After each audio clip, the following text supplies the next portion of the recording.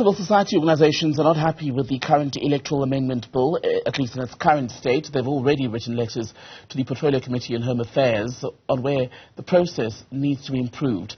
Let's talk more about this then with Letlhogonolo Letshele, who's Electoral Systems Researcher at My Vote Counts, joining us by phone, I believe, from Johannesburg this afternoon. Welcome to the program. What are you hoping this letter will achieve? Because your complaints or your concerns have been raised before. Good afternoon, Tamikile. Thank you so much for having me. Today, Parliament will sit... Letlhogonolo, are you able to hear me? I can hear you. Can you hear me? Letlhogonolo, I'm going to give it one more bash. It's Tim Bekile in studio. I was just asking you about what it is that you as civil society are hoping this letter to members of Parliament will do when it comes to voting on this bill today. Good afternoon, Tambekile. Am I back online? Can you hear me? Yes, now I can hear you perfectly. Please go ahead. Thank you. So what I was saying is that Parliament today will be voting on this particular bill, the Electoral Amendment Bill. So we've been, calling for it to be sent back to the drawing board simply because of the issues that we've been saying. So I heard in your question you were saying, what are we hoping for? Because we've been lamenting ever since the bill was introduced. But we are hoping that some members will be able to, vote with their conscience and really understand what is at stake, because the bill, in its current form does not really allow for independents to contest fairly. So our hope for today is that some of our elected representatives that are in Parliament that are going to vote on the bill will be able to really, understand what's at stake in terms of how the bill looks like, how public participation was inadequate. So it's really important that the bill goes back to the Portfolio Committee so that everybody's happy, including the public, that they understand, the sort of new electoral system that we are going to be having. Right. Some up for South African may not have read the bill. Why it places, shall I say, independence at such a disadvantage? It really does not give independent candidates a fair chance. So they're going to require a huge number of signatures in order to contest more than political parties. I believe they need around 8,000 signatures in order to be able to register. So, and they need to get these signatures electronically, so you can imagine that disadvantage.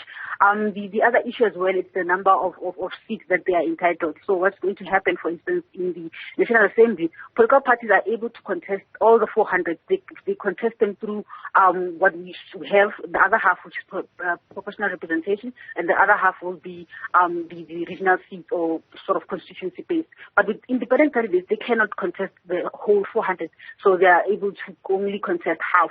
So you can imagine this is not an equal footing, so it means they need to work harder for a seat because the ground is not level.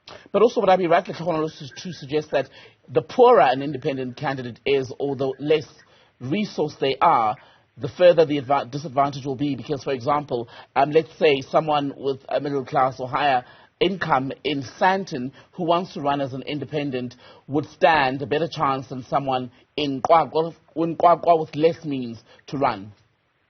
That's a critical point, Miguel, and I'm so glad that you raised it, because with the current bill, what they're saying is that they're simply inserting independent candidates to a system that we have. So provinces will become sort of regions. So that's the regional list that I was referring to, that the other half, whereas the other half remains PR. So you can imagine a province as big as Gauteng will be regarded as a constituency. So as an independent candidate, you are required to canvass the whole entire province and get votes. So you can imagine without resources, it's not going to be possible. So it's really at a disadvantage. And political parties already get, funding from the state. So really, the playing field is not level at all.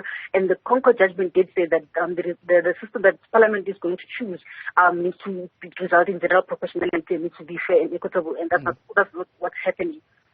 You also say in your statement, in your letter, that you hope that voters will be watching proceedings today and punish, possibly, the political parties who support this bill in its current form come the 2024 general vote. Public participation was a really critical, component of this process. But the same elected representatives did not go back to the people to engage with them to say, the Concord has really channeled us to change the electoral system. We need to include independent candidates. How best can we do this? The public did not know. So I think it's very important going to the 2024 elections that people know the type of people that they vote for and the type of decisions that they take on their behalf, because really they do not need the Constitution. Finally then, so if this bill passes today in Parliament in its current form, what is your next set of actions? Because it's a 1675 bill, so it will be going to the NCOP. So there is another round of public participation at that level. So we are hoping to engage, with the NCOP as well, and to still raise these grievances and see, if they are willing to really hear our concerns, because they are very important. If we don't manage to do that, we're also going to be, trying to engage with the president as well, not to sign this, because of the issues that I mentioned. Letlhogonolo Letshele, with My Vote Counts. Good to have your time. Thank you.